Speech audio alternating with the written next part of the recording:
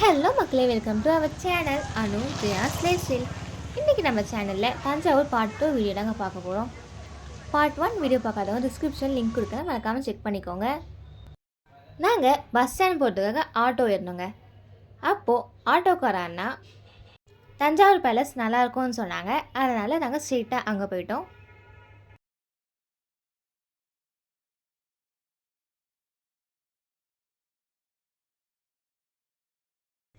பேலஸ்க்கு ஆப்போசிட்லேயே மீனாட்சி மிஸ்னு ஒரு மிஸ் இருந்துச்சுங்க. அங்கே தான் நாங்கள் லன்ச் சாப்பிட்டோம்.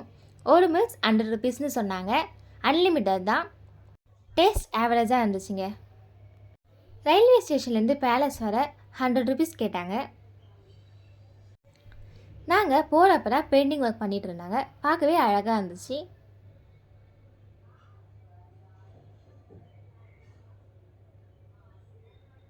பேலஸ் செம்ம கூட்டமாக இருந்துச்சுங்க. நாங்கள் இன்னும் 2 கோவில் போகணும். நைட் கும்பகோணம் கிளம்பணுன்றதுனால எங்களுக்கு பார்க்க டைம் இல்லை.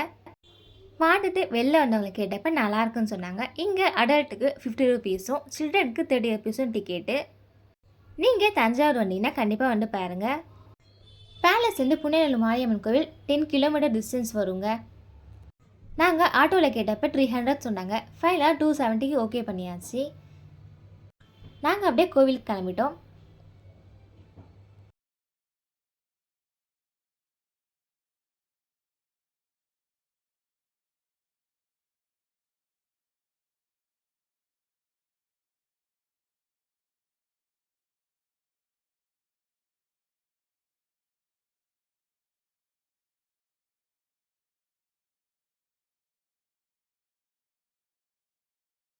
நம்ம இப்போ கோவில் வந்தாச்சுங்க. கோவிலில் மேல்மருவத்தூர் சக்தி பீடத்துலேருந்து நிறைய கூட்டம் இருந்துச்சு. பேலஸ்லேயுமே நமக்கு இவங்க கூட்டம் தான் இருந்துச்சு. வாங்க உள்ளே எவ்வளோ கூட்டம் இருக்குன்னு போய் பார்க்கலாம்.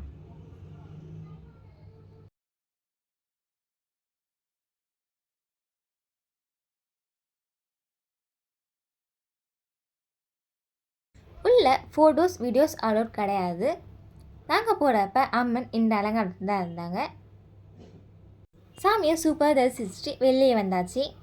வெளியே தஞ்சாவூர் பொம்மைலாம் விட்டுட்டு இருந்தாங்க. இது 250 ரூபான்னு சொன்னாங்க. இந்த மாதிரி மண்ணில் செஞ்ச பொம்மைலாம் 400, 450, 500 அந்த மாதிரி எல்லா ரேட்லேயுமே இருந்துச்சு. எல்லாமே பார்க்க அழகாக இருந்துச்சுங்க. நமக்கு கோவிலுக்கு ஆப்போசிட்லேயே மினி பஸ் இருந்துச்சுங்க. அங்கேருந்து தஞ்சை பழைய பஸ் ஸ்டாண்ட் போயிட்டோம். டிக்கெட் 10 ருபீஸ் ஒருத்தருக்கு. பழைய பஸ் ஸ்டாண்ட் கோவிலுக்கு நடந்தே போயிடலாம். வயசானவங்களும் சின்ன பசங்களும் வச்சுருந்தா ஆட்டோவில் போட்டு பெஸ்ட்டாக இருக்குங்க. கோவில் நட மத்தியானம் 12:30 மணிக்கு மூடிட்டு சாயந்தரமாக 4:30 மணிக்கு திறப்பாங்க. நாங்கள் 4:40க்கு தான் கோவிலுக்கு வந்துட்டோங்க. எதிர்வெளி அடிச்சுட்டு இருந்ததால் எங்களால் ஒழுங்காக வீடியோ எடுக்க முடியலை. நாங்கள் போகிறப்ப கோபுரம் வழியாக வராமல் லெஃப்ட் ஹேண்ட் சைடு வழியாக தாங்க விட்டாங்க. கூட்டம் அதிகமானதால் அப்படி விட்டாங்களா இல்லை எப்போ அப்படின்னா விடுவாங்களான்னு உங்களுக்கு தெரிஞ்சதை நீங்கள் கமெண்ட் பண்ணுங்கள். கோவிலில் நிறைய செடியெலாம் வச்சு அழகாக மெயின்டைன் பண்ணியிருந்தாங்கங்க.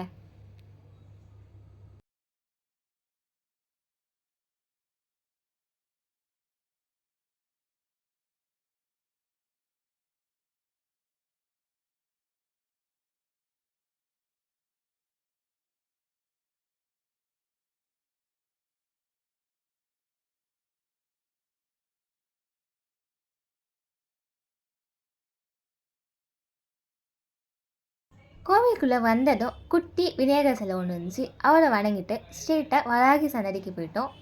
இதுதான் நமக்கு வராகி அம்மன் சன்னதி. சாமியை நம்ம ஃபோட்டோவோ வீடியோவோ எடுக்கக்கூடாதுங்க. எனக்கு தெரிஞ்ச ஒரு சின்ன ஹிஸ்ட்ரியை உங்கள் கூட ஷேர் பண்ணணும்னு நினைக்கிறேன். நம்ம தஞ்சை பெரிய கோவில் போனால் முதல்ல வராகி அம்மனை தரிசிச்சுட்டு தான் அதுக்கப்புறம் சிவபெருமானை தரிசிக்கணும். ஏன்னா ராஜராஜ சோழர் கோவில் கட்ட நிறைய இடம் பார்த்தோம், எந்த இடமும் அவருக்கு பிடிக்கல. அப்போது வராகி அம்மன் தான் பெண் பன்று ரூபத்தில் வந்து இந்த இடத்த அவருக்கு காமிச்சு கொடுத்தாங்க. அதனால் ராஜராஜ சோழர் முதல்ல வராகி அம்மனுக்கு சன்னதியை அமைச்சிட்டு அவங்கள வணங்கிட்டு அதுக்கப்புறம் தான் பெரிய கோவிலே கட்ட ஆரம்பித்தார். ராஜராஜ சோழர் போர்க்க செல்றதா இருந்தாவோ இல்லைன்னா எந்த ஒரு விஷயம் செய்யறதா இருந்தாவோ முதல்ல வராகி அம்மனை வழிபட்டுட்டு அவங்களுக்கு பூஜை பண்ணிவிட்டு அதுக்கப்புறம் தான் அந்த விஷயத்தை ஆரம்பிப்பார். தஞ்சை பெரிய கோவிலுமே அதே மாதிரி தாங்க. எந்த ஒரு விசேஷம் இல்லைன்னா பூஜை நடக்கிறதுனாலும் முதல்ல வராகி அம்மனுக்கு தான் பூஜை நடக்கும். நம்ம மற்ற கோவிலில் எப்படி முதல்ல விநாயகரை வணங்குறோமோ அந்த மாதிரி தஞ்சை பெரிய கோவிலில் முதல்ல வராகி அம்மனை தரிசிச்சுட்டு அதுக்கப்புறம் தான் நந்தி பகவானையும் சிவபெருமானையும் வணங்கணும். வராகி அம்மன் சன்னதிக்கு பக்கத்துலேயே இருக்கிற நந்தி பகவான் தான் நமக்கு ராஜராஜ சோழர் வச்ச நந்தி பகவான். நம்ம கோபுரத்துலேருந்து பார்க்கும்போது நந்தி பகவானை 2 கொம்புக்கு நடுவில் சிவபெருமான் தெரிகிற மாதிரி தான் ராஜராஜ சோழர் இதை வடிவமைச்சிருப்பார். அது மட்டும் இல்லாமல் சூரிய ஒளி நேராக சிவபெருமான் மேலே படுறதுக்காக தான் சின்ன உருவத்தில் நந்தி பகவானை வடிவமைச்சிருப்பார். அது தெரியாமல் நாயக்க மன்னர்கள் இவரை இங்கே வச்சுட்டு பெரிய நந்தி பகவானை அங்கே வச்சுடுவாங்க. நம்ம எப்போவும் சிவன் கோயில் போகிறப்ப நந்தி பகவானை வணங்கிட்டு தான் சிவபெருமானை தரிசிக்க போனோம். நாங்கள் நந்தி பகவானை வணங்கிட்டு க்யூவில் நிற்க போயிட்டோம். உங்களுக்கு பார்த்தாலே தெரியும்னு நினைக்கிறேன் எவ்வளோ கூட்டமாக இருக்குன்னுட்டு.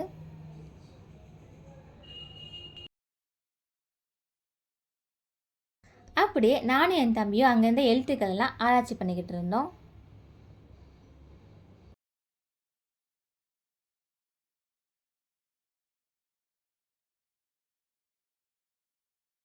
நமக்கு இங்கேயுமே சக்தி பீடத்துல தான் கூட்டம் அதிகமாக இருந்தாங்க.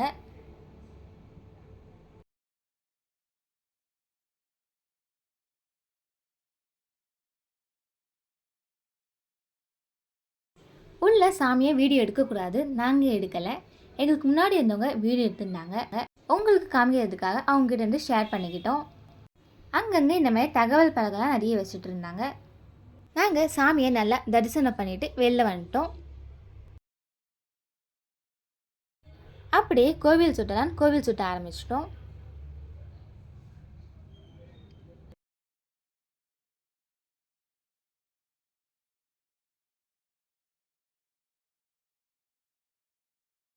நாங்கள் போகிறப்ப அங்கேருந்து எழுத்துக்கள்லாம் ஆராய்ச்சி பண்ணிக்கிட்டு இருந்தாங்க.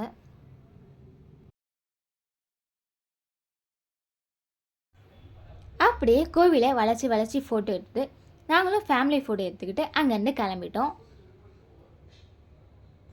நாங்கள் கும்பகோணம் போகிறதுக்காக ட்ரெயின் டைமிங் செக் பண்ணி வச்சுருந்தோம். கரெக்டாக 7:20க்கு நமக்கு மயிலாடுதுறை எக்ஸ்பிரஸ் அவைலபிளாக இருந்துச்சு. ட்ரெயின் வரும்போதே செம்ம கூட்டமாக இருந்துச்சு. நாங்கள் சுவாமிமலை வரைக்கும் நின்றுட்டு தான் போனோம்.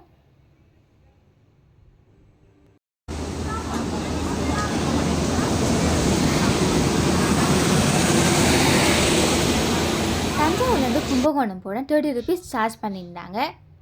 நாங்கள் 8:45க்குலாம் கும்பகோணம் ரீச் ஆகிட்டோம். கும்பகோணத்தில் நாங்கள் எங்கெல்லாம் போனோன்றதை நெக்ஸ்ட் வீடியோவில் பார்க்கலாம். ஓகே ஃப்ரெண்ட்ஸ், உங்களுக்கு இந்த வீடியோ பிடிச்சிருந்தா லைக் பண்ணுங்கள், ஷேர் பண்ணுங்கள், சப்ஸ்கிரைப் பண்ணுங்கள். Thank you.